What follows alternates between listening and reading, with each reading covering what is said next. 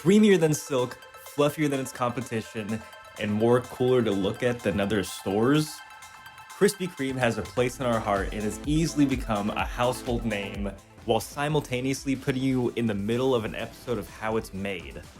Today we're talking about the history, the scandals, and how Krispy Kreme is so delicious.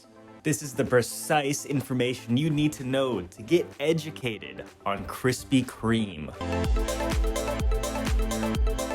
In 1933, 18-year-old Vernon Rudolph began working for his uncle Ishmael Armstrong, who recently bought a donut store from a Frenchman named Joe Lebeau. Yes, the founder of Krispy Kreme apparently just bought the secret formula to the donuts. All of this was nice and great to have this cool, well-rounded business until this little tiny thing, the Great Depression. When the Great Depression affected their small town of Paducah, Kentucky, Mr. Rudolph and his uncle Ishmael decided to take their rising new business to Nashville, Tennessee. After moving to Nashville, the uncle and nephew combo decided to focus 100% of their energy on making donuts, and thus named it the Krispy Kreme Donut Company. In 1937, Mr. Rudolph decided to open his own store in Winston-Salem, North Carolina. You know, North Carolina seems to have a knack for staying in the headlines of history. Why a random town in North Carolina? Because he smoked Camel cigarettes, and that's where their headquarters were, so why not? Brother, that's a lot of smoking. Now, at this point in the Krispy Kreme timeline, Mr. Rudolph's shop was a donut wholesale shop. Think of Hostess or Little Debbie's. It wasn't until people walking on the street smelling Mr. Rudolph's donuts and walking up and knocking on the door asking if they can have some, did he open a small hole in the wall of his store and started selling them just to people passing by and who wanted a couple donuts. Since Rudolph's store opening in 1937, it had 45 years of success until a group of franchises purchased the corporation in 1982. Things were looking up for Krispy Kreme. They began another phase of rapid expansion in the 1990s and eventually opened up more places away from the southeast United States and eventually into Canada. But what's a little donut cranking corporation without a little bit of drama? Now, Krispy Kreme really liked the idea of expanding across the United States. In 2000, Krispy Kreme had 142 brick and mortar stores. Only 4 years later, the total number of locations reached 357. That's a 151% increase for my math nerds and a very large endeavor for a donut company. The brick and mortar stores and locations weren't the only rising statistic. Krispy Kreme's revenue in those 4 years raised to $700 million.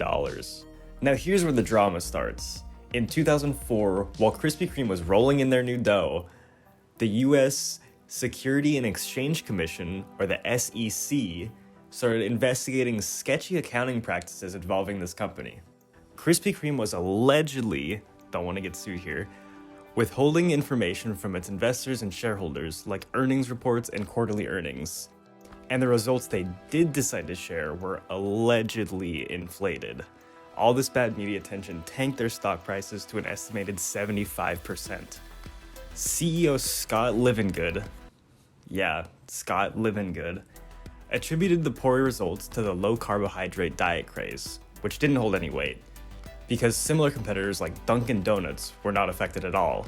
A more plausible answer for the need to inflate sales numbers was the rapid expansion. After years of low earnings and closing down all non-profitable locations, things were turning from stale back to sweet.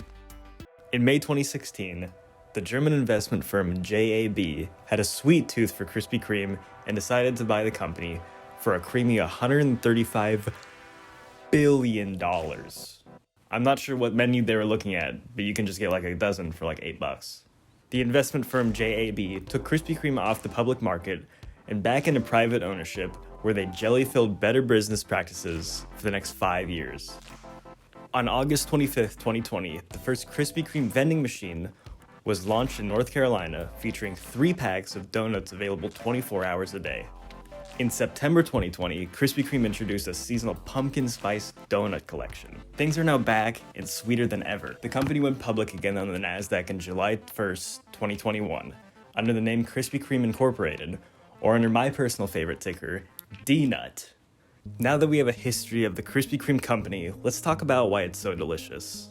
With fresh donut batches made twice a day, the signature glazed donut is a staple of the American Bald Eagle breakfast delight. Specialty donuts like the New York cheesecake and other sus creations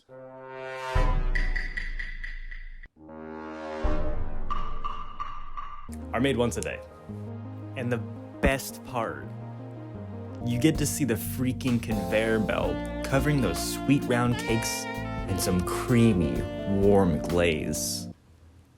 Anyway, the iconic conveyor belt in every Krispy Kreme is mesmerizing to watch. I promise you'll like it a whole lot. The conveyor belt is an integral part of the sprinkled success and what helped Mr. Rudolph start selling his Krispy Kreme donuts to the public.